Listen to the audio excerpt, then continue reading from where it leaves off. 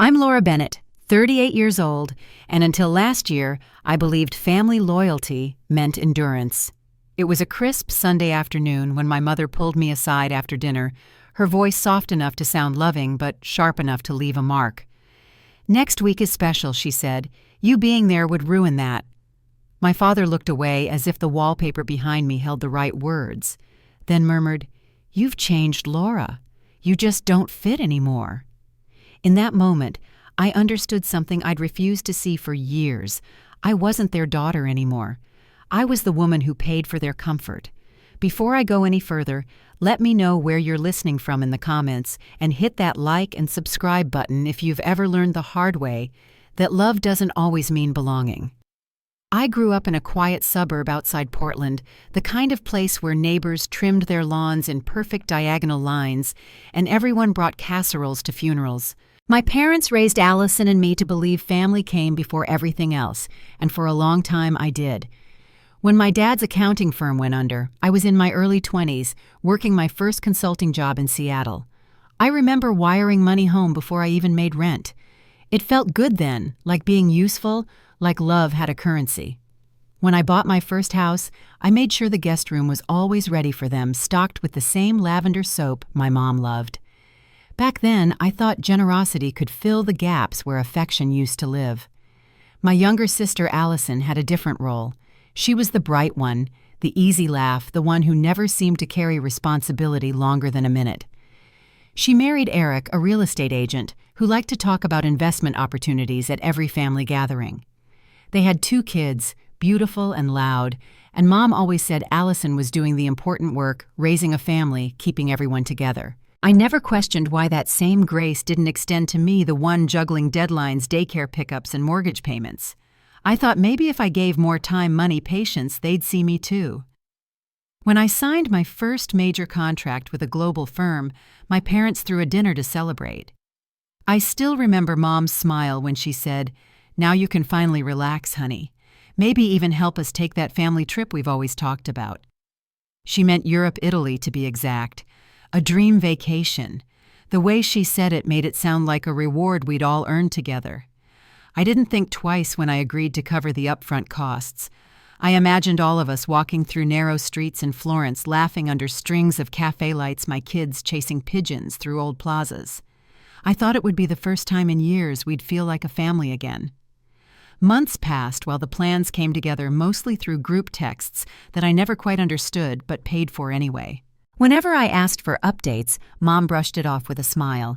"Oh, Allison's coordinating the details. You'll love it." There was no reason to doubt her. I'd always been the dependable one, the one who didn't need reassurance, just invoices. It wasn't until an ordinary Thursday evening, long after the sun had dipped below the cedar trees, that the truth landed in my inbox. I was sorting through emails while Evelyn worked on a watercolor project at the kitchen table, and Luke dozed off on the couch, still in his school uniform. The subject line read, "Final itinerary, Florence, Rome, Amalfi." It came from Allison's address. I assumed it was a copy for everyone. I opened it, expecting to see our names. Instead, I found 6 Mom, Dad, Allison, Eric, and their 2 children. No mention of me, no Evelyn, no Luke. Just family. I must have read it a dozen times, each pass duller than the last. My hands went cold even as the heater hummed behind me. For a long minute I sat there watching the cursor blink, half convinced it was some kind of oversight. But deep down, I knew better. They had built their perfect picture and erased us entirely. That weekend, I drove over for our usual Sunday dinner, pretending I didn't already know. Mom greeted my kids with her usual bright smile, passing Evelyn a napkin like nothing had changed. The air smelled of baked rigatoni and rosemary bread. I almost believed the lie until I heard my father mention the vineyard reservation, his tone casual, like I wasn't sitting 3 seats away. I waited for someone to say my name. No one did. After dinner, Mom leaned close enough for only me to hear. Her voice was calm, practiced. "Laura, next week is special. Everyone needs this time together. You being there would make things complicated." She touched my arm like pity could soften the cruelty. My father added quietly, "You've changed. It's like you don't get us anymore." I wanted to ask what that even meant, how love could turn into something I had to earn, but the words never came. I just nodded and gathered my children's coats. That night, after I tucked the kids into bed, I sat in the dark with the glow of that itinerary still burned into my mind. They had taken my money, my effort, and left us behind without hesitation. But beneath the numbness, something steadier began to rise. Not anger, not grief, but a kind of quiet resolve. If they truly believed I didn't belong, maybe it was time I stopped proving that I did. And as I turned off the light, I made a promise to myself. Whatever came next, it would not be silence. The night after that dinner, the silence in my house was thick enough to touch. My kids slept soundly, unaware that their grandparents had just drawn a line we could never cross again. I sat at the kitchen counter with my laptop open, the email still glowing on the screen. The itinerary stared back at me like evidence of a crime I hadn't realized I'd funded. Every name was there, Mom, Dad, Allison, Eric, their children. But not mine, not Evelyn, not Luke. They had managed to turn something I paid for into a celebration of exclusion. For a long time I didn't move. I just listened to the hum of the refrigerator and the faint wind outside the windows. I'd always been the one who kept things together, who made sure every trip, every bill, every emergency had a solution. I thought that meant security for all of us. I didn't realize it also meant they felt entitled to use me. They hadn't just left me out, they had erased me quietly, as if I had never been part of their picture at all. When Sunday rolled around again, I went to family dinner like I always did. My children didn't understand why I hesitated at the door holding their coats a second longer before ringing the bell. Mom opened it with the same bright smile she'd worn my whole life, the one that hid everything beneath politeness. "There you are," she said, hugging Evelyn and Luke. "Come in, dinner's ready." Her tone was warm enough that for a moment I wondered if I'd imagined everything. Then I saw the travel brochures spread across the table, Florence, Rome, Amalfi, and I knew I hadn't. Dinner started like any other. Dad talked about golf. Allison chatted about the kids' school play. Eric scrolled his phone between bites of bread. I sat there passing dishes, waiting for someone to mention the trip. No one did. It was as if the email didn't exist, as if the money hadn't come from me, as if they could erase it all by pretending. The only sound was the scrape of forks against plates and the clock ticking behind me. I waited until Mom reached for the salad bowl. "Italy's beautiful this time of year," I said, my voice light casual, "especially Florence." The words landed like glass shattering in a quiet room. Allison froze mid-bite. Eric glanced at his phone again, as though checking messages could save him. Mom set the bowl down, folded her hands neatly, and smiled in that careful, measured way she had when she was about to hurt someone, but wanted to sound gracious doing it. "Next week is special, Laura," she said softly. "It's something we've all been looking forward to, and we didn't think it would be right to add any extra stress." Her eyes flicked toward my children, then back to me. My stress, my life, my family all turned into something inconvenient. Dad cleared his throat, leaned back in his chair and said, "You've changed. It's like you don't get us anymore." His voice was even, but the words settled heavier than I expected. I looked at Allison, hoping for something, an apology, a flicker of guilt, but she just stared down at her plate, pretending to be fascinated by her pasta. I didn't argue. I didn't ask questions. I knew the answers already. They had planned this, rehearsed it even. The decision had been made long before that dinner, and this was their way of making sure I knew where I stood. I took a slow sip of my wine, the clink of glass echoing in the quiet. "Duly noted," I said. Then I smiled, polite as ever, and that was the end of it. The rest of the meal played out like a play everyone wanted to end quickly. When it was over, I helped my kids with their coats, thanked my mother for dinner, and drove home. The ride was quiet. Luke hummed to himself in the back seat, half asleep, while Evelyn talked about a science project she was excited for. I kept my eyes on the road, the lights from passing houses blurring into one long streak. They didn't know what had just happened. They didn't see the door that had closed behind us. But I did, and I knew it wasn't opening again. That night, after they were asleep, I went back to the kitchen and pulled up the email again. Every booking confirmation, every charge, it was all in my name. They hadn't even tried to disguise it. My mother's words replayed in my head. Next week is special. My father's echo followed close behind. You've changed. I stared at those receipts and realized they were right about one thing. I had changed, just not in the way they meant. I didn't call them, I didn't text, I didn't even cry. I sat there until the clock hit midnight, the glow of the screen washing the room in cold light. I thought about the way they'd laugh in Rome, how they'd sip wine on terraces, how they'd tell stories to people who believed they were close. I thought about my kids and how one day they'd ask why we weren't invited.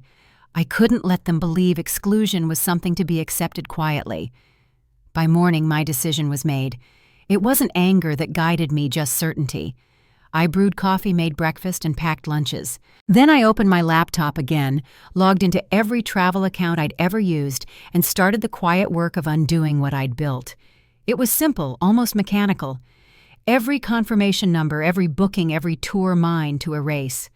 One by one, I canceled them all. Flights from Los Angeles to Rome refunded.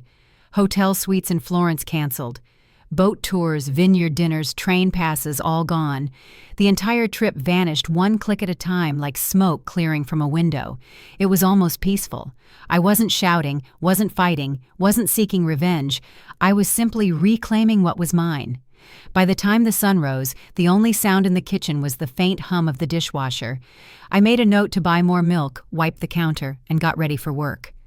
That evening, a text came through from Eric Unblock the account now. I stared at it for a long second, then replied, "Sorry. Guess I'm just too different now." An hour later came the flood, Mom's frantic messages, Allison's photos of her crying kids, notes about how I'd ruined everything. They said the children didn't deserve it, that I was being cruel.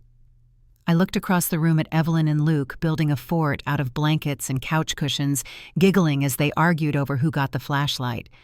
My children didn't deserve to be erased either. I set the phone face down and let their laughter fill the room. That evening as the sun set, I knew what was happening at the airport without seeing it. Mom would be at the counter demanding answers from a tired airline worker.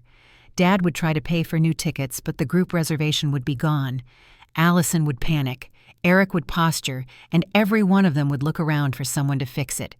But there would be no one this time. Their trip had disappeared just like they'd made us disappear. When the phone buzzed again, I didn't answer. I made dinner with my kids instead, homemade pizza, messy and imperfect, topped with too much cheese. Evelyn spread sauce with the back of a spoon, and Luke dropped handfuls of mozzarella like it was confetti. The kitchen filled with laughter and the smell of baking dough.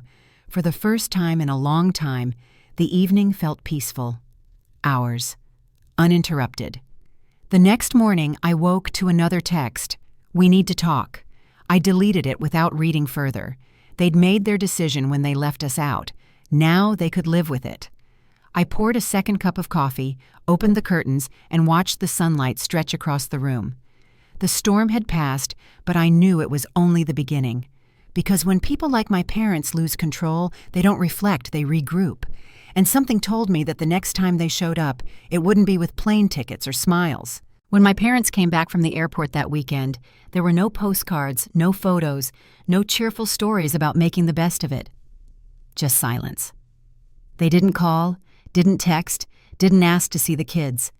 For the first time in my life, I was completely out of the family loop, and I didn't try to find my way back in.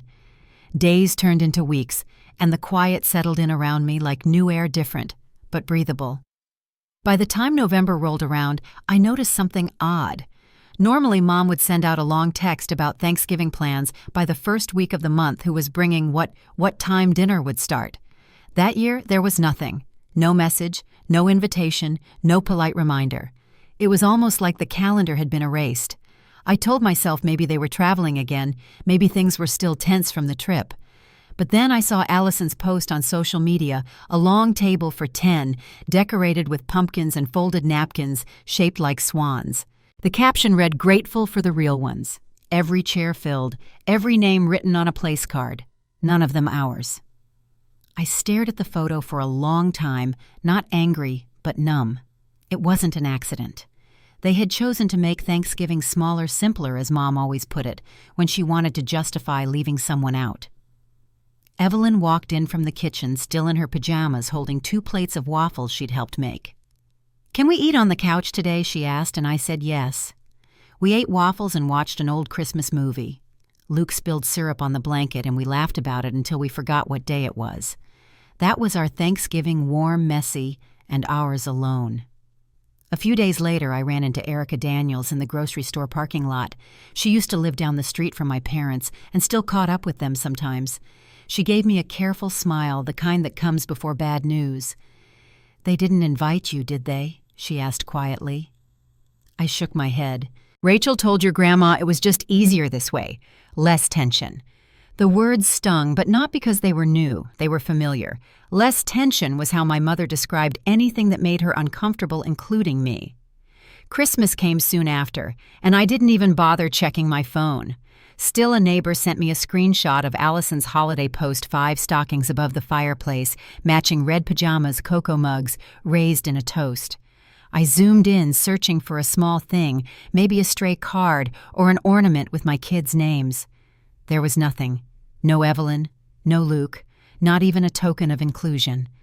I stood there in the kitchen for a long time, just letting the truth sink in. They hadn't just left us out again. They were rewriting the story one holiday at a time until we no longer existed. For the first time, it didn't break me. It cleared something inside like fog lifting after a storm. I realized this wasn't temporary. It was deliberate. They were trying to erase me quietly, as if love could be edited out of a family album. I thought about deleting every photo I had of them in return, but I didn't. I just stopped looking. Then in mid-January, a plain white envelope arrived in the mail. No return address, just my name written in my mother's handwriting, shaky and unfamiliar. I stood by the counter staring at it, debating whether to open it or toss it out. Curiosity won. Inside was a folded letter and a check, 2 short paragraphs. The first line read, "We're reaching out to repair what's left." The second said, "Enclosed is your share of the Italy trip since you didn't attend." The check was for $3,600.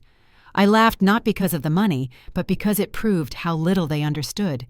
They thought refunding the cost could undo the betrayal. Like writing a check could rewrite the memory of my mother saying, "You being there would ruin it." I pinned the check to the fridge under a magnet right next to Evelyn's snowman drawing and Luke's New Year card. It stayed there untouched. 3 days later, my phone buzzed with a message from Eric. "We need to talk." I ignored it. Then Allison texted Grandma's in the hospital. "She's been asking for you." I froze. Grandma hadn't been mentioned in months. She lived alone in Sacramento and had always stayed out of the family drama. She was the one who mailed birthday cards to my kids without being reminded. I called the hospital right away. They confirmed she'd been admitted, nothing life-threatening, just observation after a mild heart issue. Still, she had asked for me twice. That night, I packed an overnight bag arranged for a neighbor to watch the kids and drove north. The hospital room smelled of antiseptic and mint lotion. Grandma was awake, her hair silver against the pillow, her eyes bright despite the monitors. "Laura," she said softly, reaching for my hand. "You okay, honey?" I sat beside her, and for the first time since all of this began, I told someone everything. The trip, the dinner, the way they'd cut us out, the words they used to make it sound gentle. She listened without interrupting, her fingers resting lightly on mine.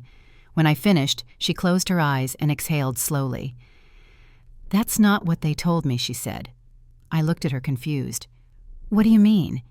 "They said you refused to go," she whispered, "that you got angry and canceled everything out of spite." Her voice shook slightly, not from weakness, but disbelief. "They said you embarrassed them." I felt my stomach drop. "That's not true," I said quietly. "Not even close." She opened her eyes again, and I saw the sadness there. "I believe you," she said. "I don't know what's wrong with them, but I believe you." Those words felt like air after drowning. I didn't realize how badly I needed someone to say them until that moment. We sat together for a long time after that, talking about little things, Evelyn's art, Luke's school, how Grandma missed baking pies for Christmas. When I left that night, I kissed her cheek and promised to visit again soon. Less than an hour later, my phone started buzzing. First Mom, then Allison, then Eric. "Did you tell Grandma some twisted version of what happened?" "She's old, Laura. She doesn't need stress like this. You're turning people against their own family." I didn't reply. I didn't need to. Their panic said everything. They weren't angry because I'd said something untrue. They were angry because someone finally believed me. The next morning, a group text arrived from Mom, Dad, Allison, and Eric. It read, "Effective immediately, we'd like to move forward with more transparency and unity. Let's reconnect soon. No apology, no explanation, just a carefully worded attempt to rewrite the story again." The same people who'd called me toxic were suddenly eager for unity. That afternoon, Allison followed up with her own message. "Hey, maybe we could all grab coffee next week. Just talk. No pressure." She even added a heart emoji. The same woman who couldn't stand to say my name at Thanksgiving suddenly wanted a latte and small talk. I typed back, "Sure, Tuesday morning at 10 works for me." She responded instantly, "Perfect. I'll buy." But when Tuesday came, I texted her at 9:40. "Sorry, last-minute work meeting. Can we reschedule?" She wrote back right away, "Of course. Let's touch base later this week." We didn't. 2 days later, Mom messaged, "Would you be able to pitch in a little for gravel delivery? It's just $300 to cover the shortfall." I answered, "Let me check some things. I'll circle back." I never did. Then Dad texted about firewood for winter. Supplier raised prices again. "Can you help cover?" I wrote. "Send me the link. I'll look into it." He did. I didn't. For years, they'd used kindness like a contract, my silence as consent, my help as proof of love. Now I was learning how to speak their language, polite promises with no follow-through, no anger, no explanations, just quiet distance. The change didn't take long to show. Allison stopped sending heart emojis. Mom's messages came less often, shorter each time. Eric stopped pretending he cared about family unity. Even Dad, who always sent a group text on birthdays, missed it that February. For the first time in a decade, there was nothing. No greetings, no excuses, just silence. And as strange as it felt that silence didn't hurt, it felt earned. It felt like the echo of a door finally closing. The months after that hospital visit passed in a kind of slow quiet. My parents, Allison and Eric, had all gone still again, as if waiting for my next move. Their calls stopped. The group chat died. The holidays were over, and the space they'd carved between us had hardened into something permanent. It should have hurt, but what I felt instead was distance, clean, almost peaceful distance. For the first time, I wasn't constantly waiting for their next slight, their next demand. By February, that distance began to look a lot like freedom.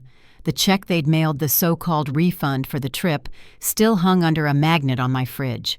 Every time I passed it, I remembered Grandma's words from that night in the hospital. "I believe you." That was enough to steady me. It had been weeks since I'd heard from any of them when another envelope arrived in the mail. This one looked almost identical to the first, no stamp, no return address, just my name and my mother's handwriting, shakier than before.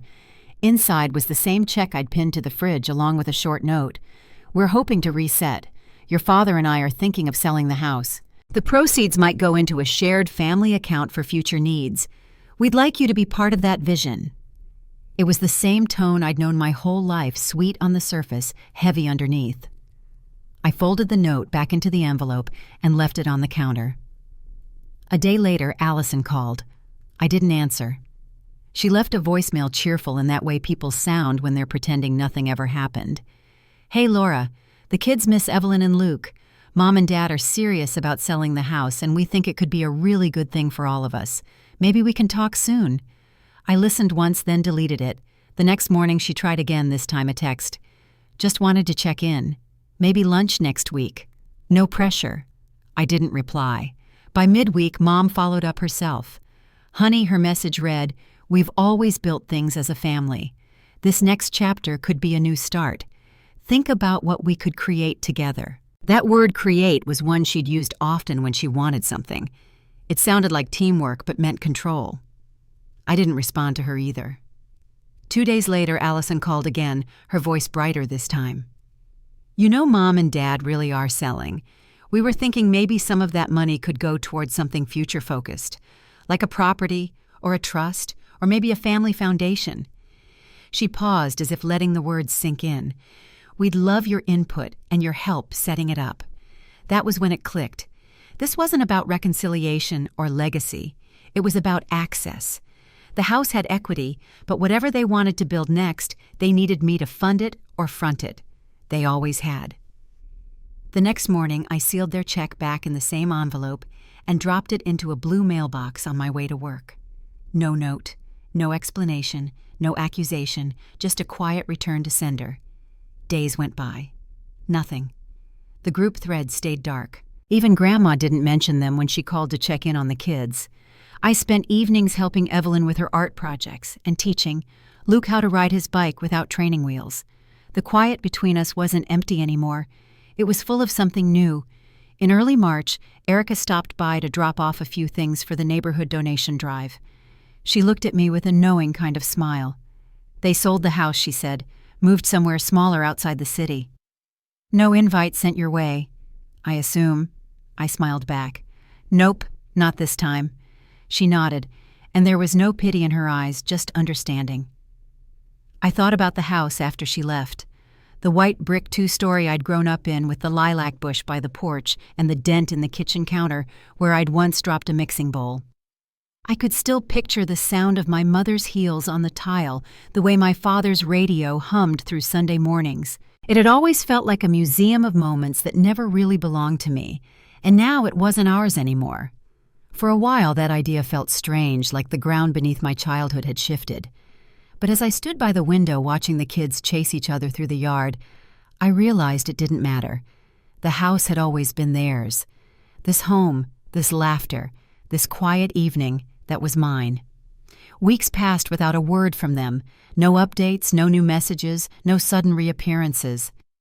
Then one evening near the end of March, I found a voicemail from Dad. Laura, we're just trying to understand where things stand. Your mother's worried. She thought maybe we could talk about how to make this better. His voice sounded older than I remembered. For a second, I almost called back, but I didn't, because I knew what he really wanted to make things manageable, not better, to make peace without ever naming what they'd done. Instead, I went to bed early that night. For the first time in months, I slept without dreaming about confrontation or unfinished sentences. Spring arrived quietly. The rain came lighter, the mornings brighter. I started taking the kids on weekend drives up the coast, nothing planned, just open roads and time that was truly ours. We'd stop in little towns, eat ice cream before dinner, and walk along beaches scattered with sea glass. Evelyn collected the blue pieces, Luke the green. I watched them run through the sand, their laughter carried off by the wind, and realized I didn't feel hollow anymore.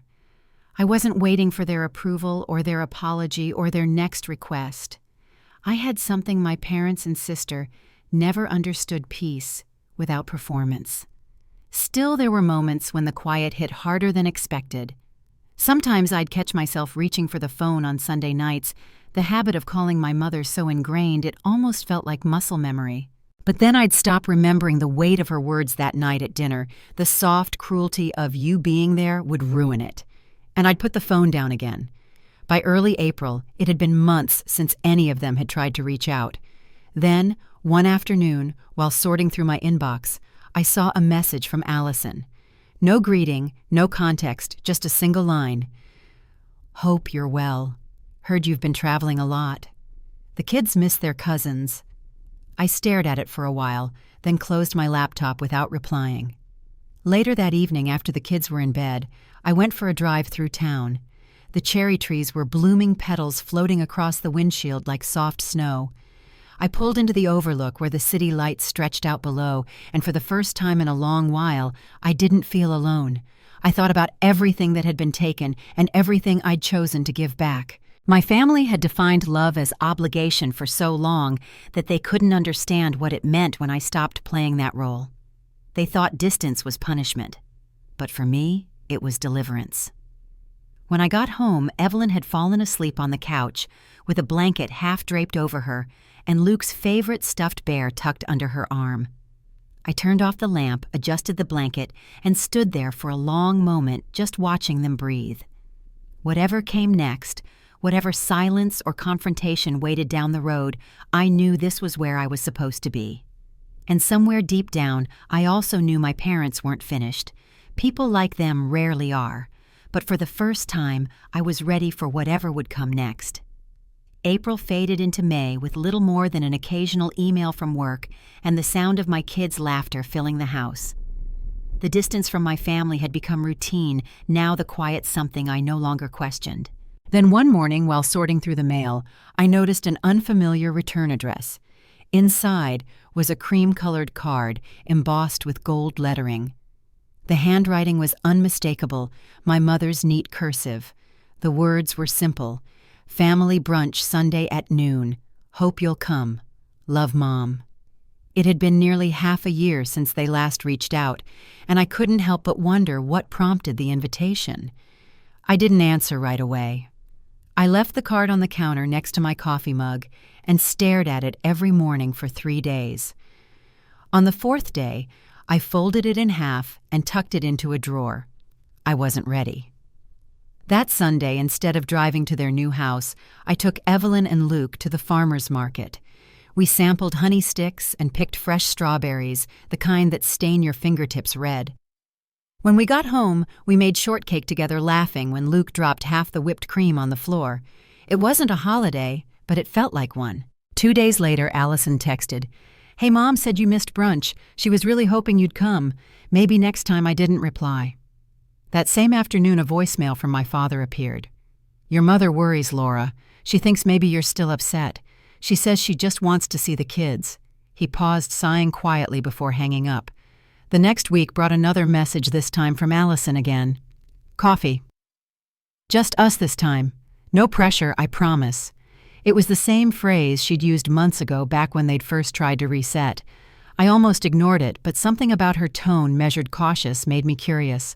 I agreed, mostly to see what this new version of them would look like. We met at a quiet cafe downtown.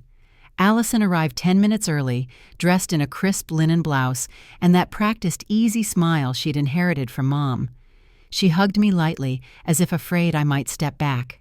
"You look great," she said. "Busy as always." "Always," I said, taking a seat. She ordered tea. I ordered coffee. For a while we talked about surface things, work, the kids' traffic. Then she leaned in, lowering her voice. "You know things have been tense. Mom and Dad really want to put all this behind us. They've been talking about some kind of family venture, something we could all be part of, maybe real estate, maybe a small trust. They'd love your input." I studied her face, the careful phrasing, the same softness she'd used before asking me for favors in the past. "Is that why you wanted to meet?" I asked. Her eyes darted toward the window, then back at me. "No, of course not. I just think it's time we all move forward. Grandma's getting older. She wants everyone together again." The mention of Grandma made something tighten in my chest. I wondered if she knew they'd started this campaign again. I nodded slowly, took a sip of coffee, and said, "Maybe someday." It was the gentlest answer I could give. The conversation turned to her children, and for a moment it almost felt normal. But beneath every word was a faint hum, something familiar, practiced, transactional. When the check came, Allison reached for her purse, then hesitated. "Actually," she said, smiling, "Mom wanted to cover this one." She handed the waiter a card already waiting in her bag. I almost laughed. Even this coffee had been orchestrated. That evening, another envelope arrived at my house. No note this time, just a folded printout of a property listing 3 acres on the edge of town, labeled Family Legacy Project.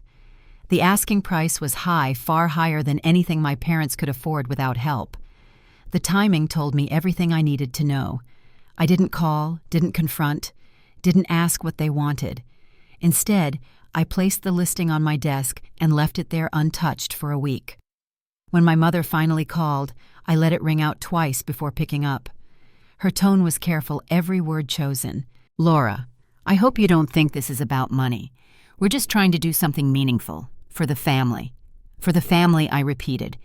"Yes," she said. "We've all made mistakes, but I think we can build something good again." I listened until she finished, then said, "I'm sure you can," and hung up. The next morning I sealed another envelope, the same one they'd sent before, with their check still inside, and mailed it back to them. I didn't add a note. I didn't need to. Weeks passed with no response. Then one afternoon, as I was watering the garden, I saw a silver SUV idling across the street. My mother stepped out, her hair pinned neatly, a faint smile on her face. I hadn't seen her in months yet. She carried herself as if we'd spoken yesterday. "Can we talk?" she asked. I motioned toward the porch. She stood by the railing but didn't sit.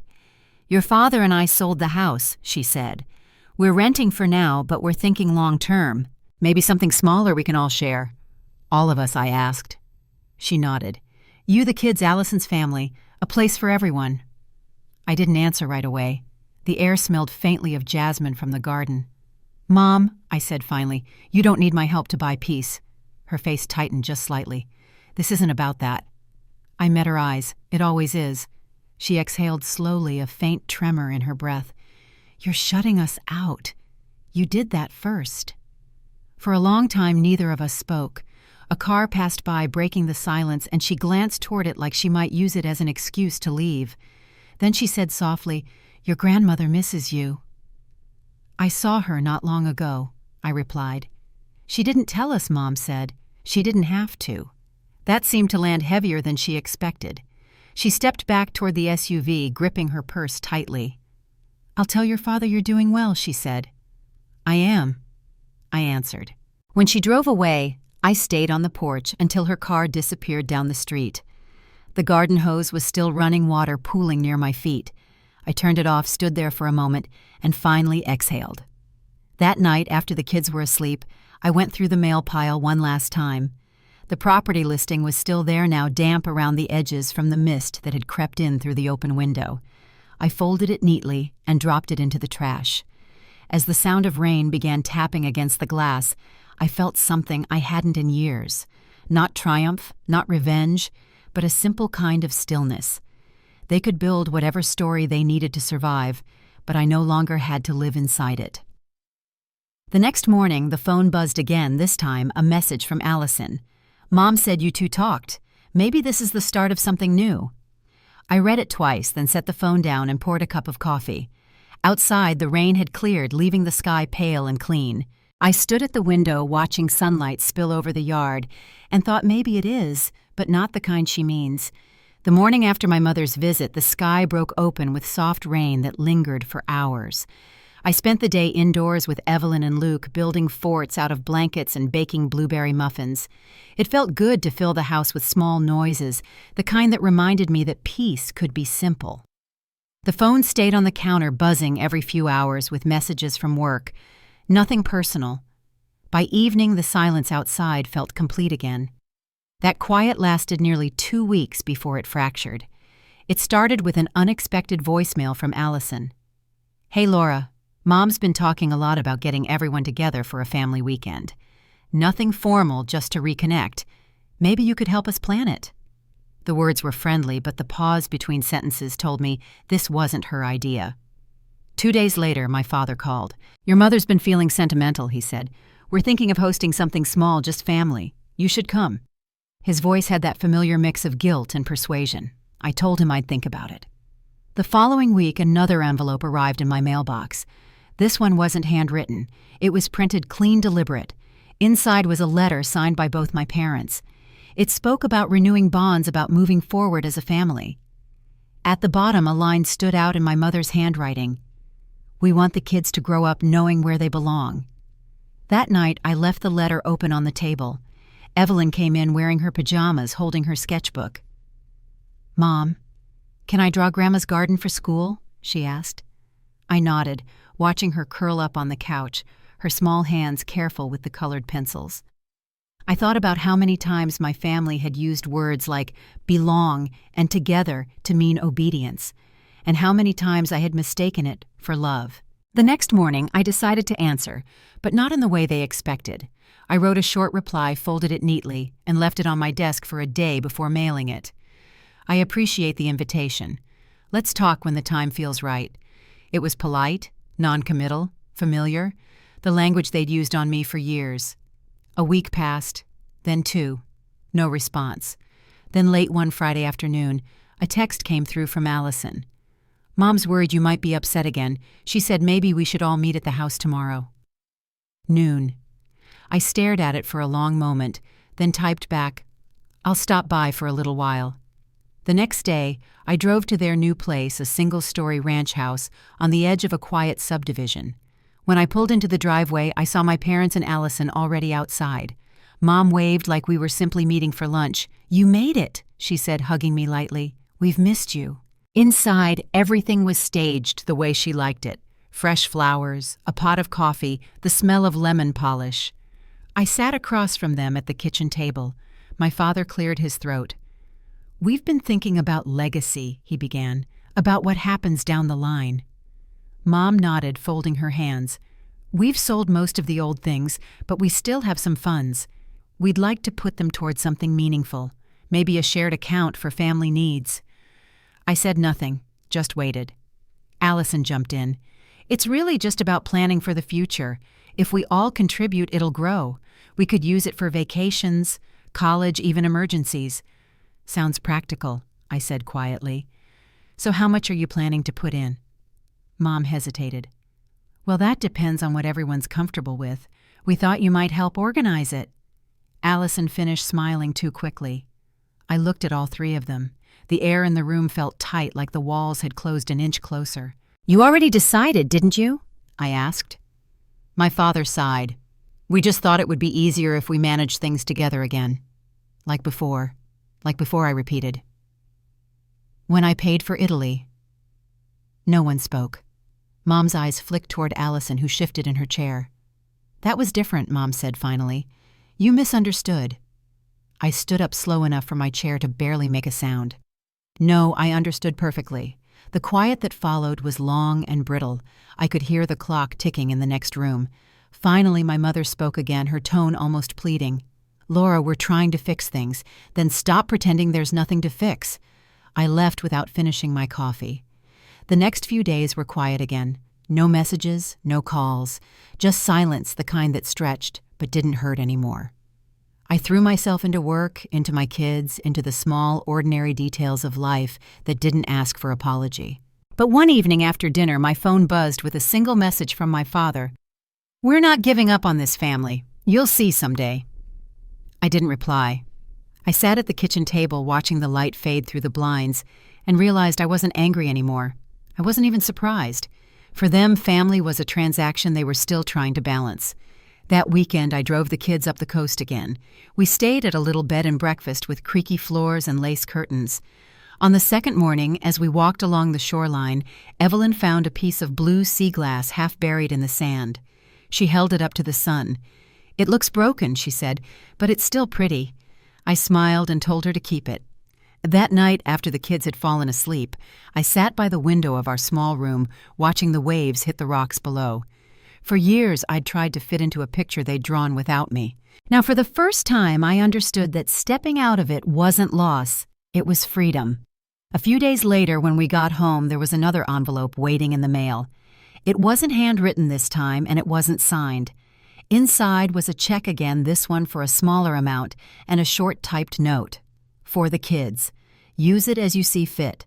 I tore it in half, then into quarters, and dropped it in the trash. The sound was light, almost quiet. Later that evening, Evelyn asked if we could frame her sea glass. We did, mounting it in a small shadow box by the window. It caught the afternoon light, perfectly scattering bits of blue across the wall. That night, as the house grew still, I thought about how easily they used words like family unity and forgiveness, and how much lighter life felt without them attached to strings. I didn't know if they'd reach out again, or what new shape their next plan might take. But for once, the thought didn't worry me. Whatever came next, I'd meet it the same way I had everything else, quietly on my terms, with both hands steady. And somewhere deep down, I had the feeling their silence wasn't the end. It was just the pause before the last move they hadn't yet made.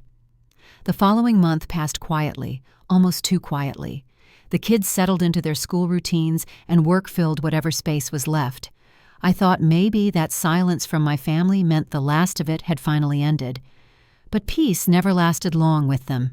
It started with a text from my father. "Your mother hasn't been feeling well. She's been asking about you. Maybe just a quick visit for her sake." I read it twice before setting the phone down. The message wasn't new. It was the same pattern dressed in different words. Still, I couldn't ignore it completely. She was my mother. That Saturday, I drove over after dropping the kids at a friend's birthday party.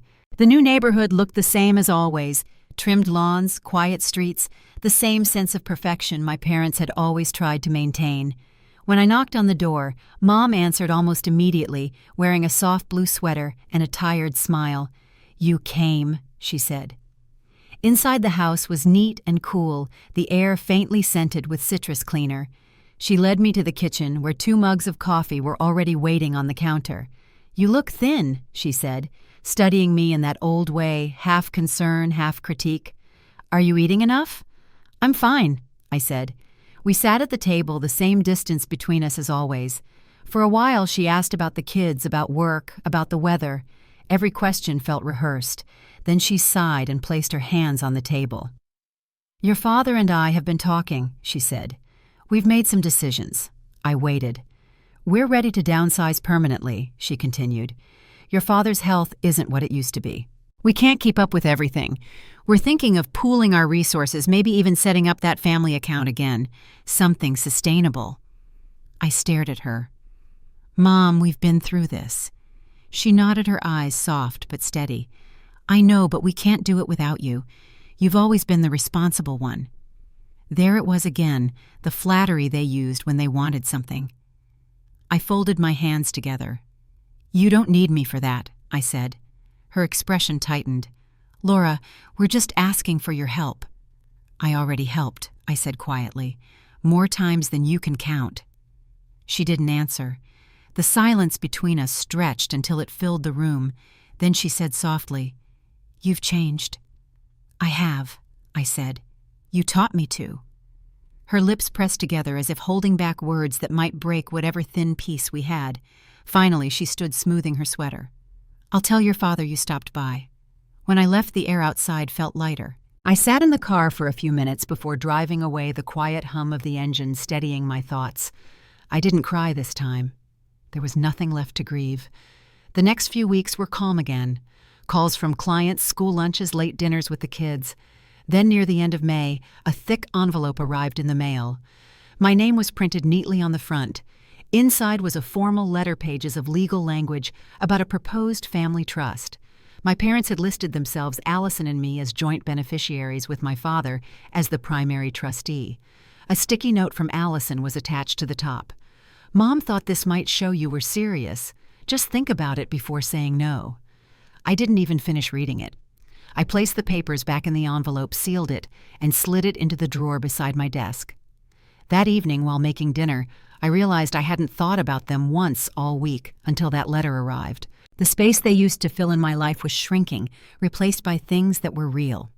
Evelyn humming in the kitchen, Luke asking about planets, the smell of garlic and butter on the stove. By June, the quiet became normal. I worked, the kids thrived, and the tension I'd once carried around like a shadow had begun to lift. Then one morning, I woke to a message from Erica. "Saw your parents at the store yesterday. They mentioned selling the house again. Said they were looking for something smaller near the coast. Thought you'd want to know." I didn't. Not really. But that night I found myself driving past their neighborhood anyway. The house was dark, except for the front porch light. Through the window, I saw my father sitting at the kitchen table, his shoulders slumped, his hands resting on a pile of papers. I didn't stop. I just watched for a moment, then drove home. The next day, an email arrived from Allison. "We're selling next month. We thought maybe you'd help us set up the transfer paperwork since you understand that stuff better than we do. You don't have to put in money, just guidance." I closed the email, opened a blank reply, then deleted it. There was nothing left to explain. A few weeks later, on a warm evening in late June, the kids and I drove up the coast again. The air smelled of salt and pine, and the road curved gently toward the horizon. We stopped at a roadside diner where the floor creaked with every step. Evelyn ordered pancakes for dinner, and Luke wanted fries with his milkshake. When we were done, we walked out to the overlook, just as the sun dropped behind the water. Evelyn took my hand. "Can we come here every summer?" she asked. Every summer, I said. The wind was soft against our faces, the sound of the waves steady and sure. I thought of the years I'd spent trying to hold a family together that had never held me, and for the first time, I didn't feel angry or sad, just free. When we returned home the next day, a small package was waiting on the porch. No return address, no card, just a plain box. Inside was the check I'd torn up months ago, taped back together, and a single note. "You'll always be part of this family, whether you like it or not." I stood there on the porch for a long moment, the note fluttering in my hand as the evening wind picked up. Then I turned, walked back inside, and dropped the whole thing into the trash without another thought. That night, as the kids slept, I stood by the window again. The framed piece of sea glass caught the last bit of light from the street lamp, scattering tiny flecks of blue across the wall. I thought of Grandma's words the night she held my hand in the hospital. "I believe you." It had taken me months to understand what that belief meant. It wasn't about taking sides.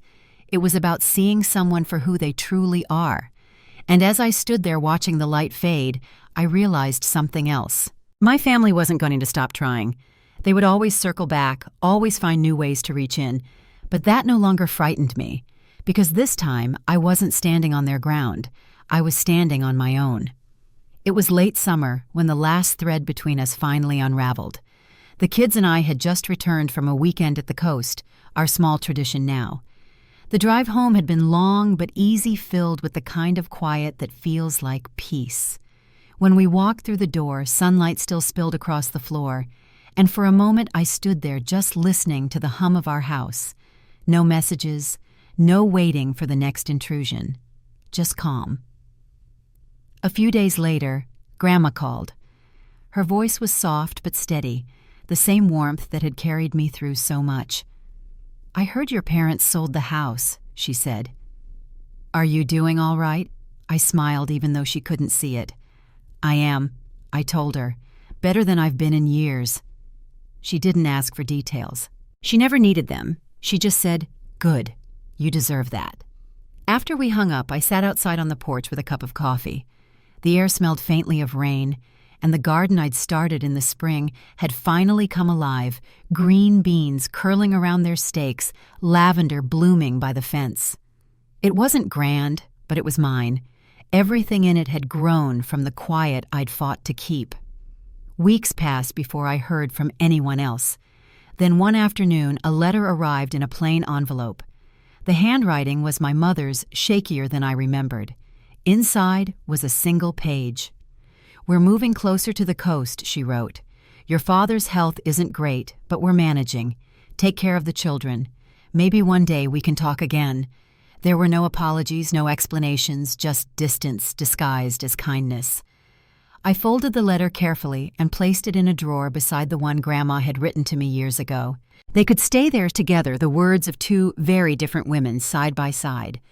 Life went on quietly after that. I worked, the kids grew taller, and the house filled with little milestones that didn't need an audience. Evelyn won a ribbon at her art fair. Luke learned to ride his bike without help. Some nights we'd cook dinner together, laughing over spilled flour or burnt toast, and I'd think about how different this home felt from the one I grew up in. There was no fear here, no waiting for the next disappointment, only honesty even in the messy moments. One evening as I was tucking Evelyn into bed, she asked, "Do Grandma and Grandpa still love us?" I hesitated, choosing my words carefully. "I think they love us the way they know how I said, but sometimes love looks different for different people." She nodded slowly, accepting that answer more easily than I ever could have at her age. Then she reached for my hand. "I'm glad we have our kind of love," she said, and that was all I needed to hear. The next morning I walked past the kitchen window and caught sight of the framed piece of blue sea glass on the sill. The sunlight hit it just right, scattering small fragments of light across the wall. It had become more than decoration. It was a reminder of what could survive pressure time and change. Something broken, reshaped by the tide, made beautiful again. That fall, I took the kids on another road trip up the coast.